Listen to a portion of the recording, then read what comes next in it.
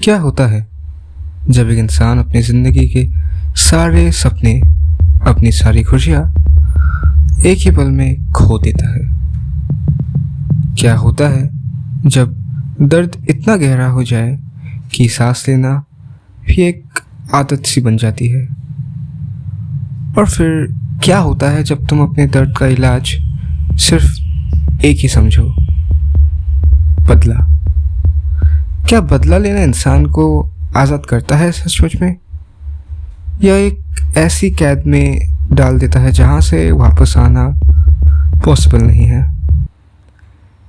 ये कहानी है दो इंसानों की, एक जो अपना सब कुछ खो चुका है और एक जो शुरू से ही गलत रास्ते पे था, और दोनों अपनी अपनी तरह से अपनी ज़िंदगी को बर्बाद करते हैं।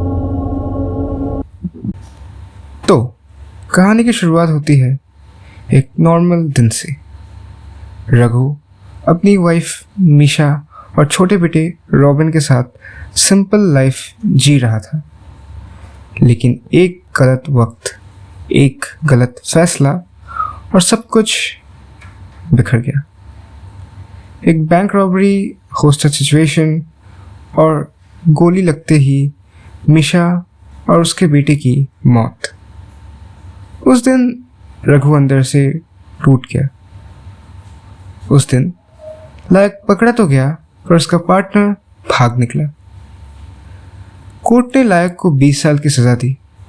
ऑन पेपर जस्टिस हो गया, लेकिन रघु के लिए असली जस्टिस का मतलब सिर्फ एक था कि उनको वही दर्द देना जो उसने फील किया।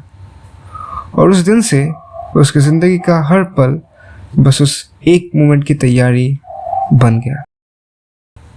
तो बात करते हैं रघु की। शुरू में रघु एक ब्रोकन इंसान था, चुप, खोखला, stuck in the moment he lost his family.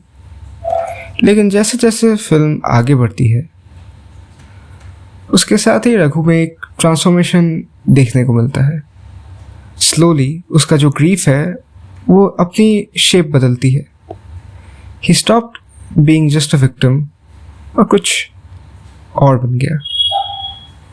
वो वार्मथ जो कभी रघु में थी, अब एक कोल्ड कैलकुलेटेड एक्सप्रेशन बन चुकी थी। एक सीन है फिल्म में जहाँ रघु कोको को मैनिपुलेट करता है, सिर्फ इसीलिए कि वो अपना अल्टीरियर मोटिव पूरा कर सके। The man who once lived a loving family life अब लोगों का यूज़ कर रहा था विदाउट गिल्ट। यही होता है जब बदला तुम्हारे अंदर घुल जाता है।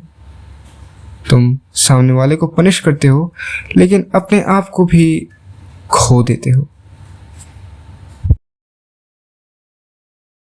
अब आते हैं लायक पे। लायक का शुरू बिल्कुल एक्सपेक्टेड था। कॉकी, केयरलेस, अनअपोलोजेटिक और एक क्रिमिनल। जेल के अंदर भी उसका स्वैगर बना रहा।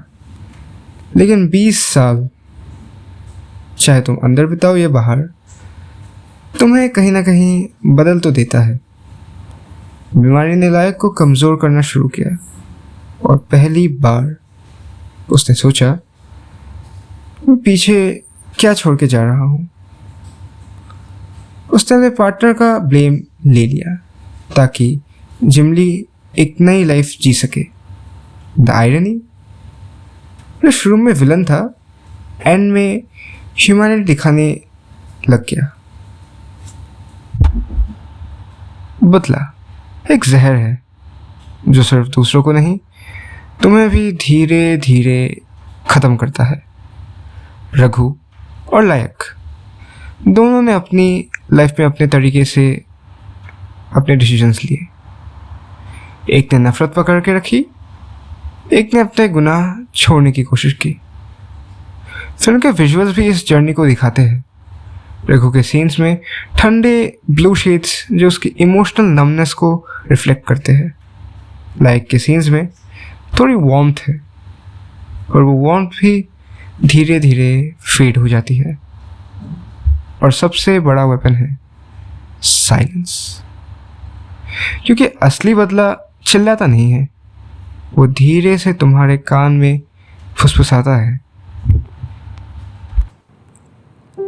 मूवी का जो आखिरी सीन है उसमें रघु चल के जाता है अकेले। बैकग्राउंड में उसकी वाइफ और बेटे की हंसी सुनाई देती है, पर वो सिर्फ एक याद है। वो अपना बदला ले चुका है, वो लाइक को हार्म कर चुका है, लेकिन जो इंसान वो बन गया इस प्रोसेस के थ्रू, उसका कोई घर नहीं है, न उसका कोई सुकून है। लायक चला गया, शायद अपने तरीके से जीत कर। रघु जिंदा है, लेकिन अंदर से वो मर चुका है। बदलापुर हमें एक रिमाइंडर देती है कि बदला लेना इजी है, पर उस बदले के बाद जीना सबसे मुश्किल काम होता है। So with this is Bonnie signing off. If you enjoyed watching the video, do like and share the video. Also subscribe to my channel for more. And comment में ज़रूर बताइए कि अगली कौन सी मूवी की एनालिसिस आप देखना चाहोगे।